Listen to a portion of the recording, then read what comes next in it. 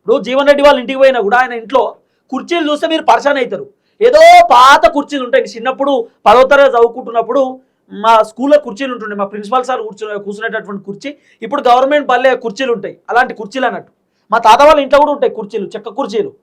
ఆ చెక్క కుర్చీలు ఉన్నాయి, మొత్తం చెక్కతో ఉన్నటువంటి కుర్చీలు ఉన్నాయి. జీవన్ రెడ్డి కూర్చునేటటువంటి కుర్చీ ఇరిగిపోతే మొలలు కొట్టి సెట్ చేసిరట. జీవన్ రెడ్డి కుర్చీ కూడా తీసుకోలే. టేబుల్ కూడా పాత టేబుల్ జమాన్లది. ఆ టేబుల్ మీద ఇంకా కంటిన్యూ అవుతారు. జీవన్ రెడ్డి ఆఫీస్ చూస్తే నాకు నిజంగా కన్నీళ్ళు వచ్చినాయి, బాధ అనిపించింది. జీవన్ రెడ్డి ఆఫీస్ చూస్తే నేను అసలు షాక్ అయిపోయినా. వెరీ సింపుల్ ఆఫీస్ కూడా. ఎంత సింపుల్ తెలుసా? ఆఫీసు ఒక పాత ఆఫీస్, జమాన్ల ఆఫీసు.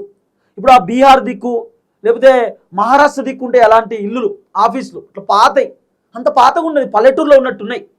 అంటే అంత సింపుల్ సిటీ పర్సన్. ఇప్పుడు ఆయన మంత్రి, ఎమ్మెల్యే, ఎమ్మెల్సీ సంపాదించుకోవాలంటే కోర్టు సంపాదించుకోవచ్చు, కానీ ఆ పని చేయలే. ప్రజలకే తన జీవితం సగం అంకితం చేసిండు. ఇప్పుడు అలాంటి సీనియర్ లీడర్ని రేవంత్ రెడ్డి రకరకాలుగా టార్చర్ పెట్టి ఆయనే బయటికి వెళ్ళిపోయేటట్టు చేసి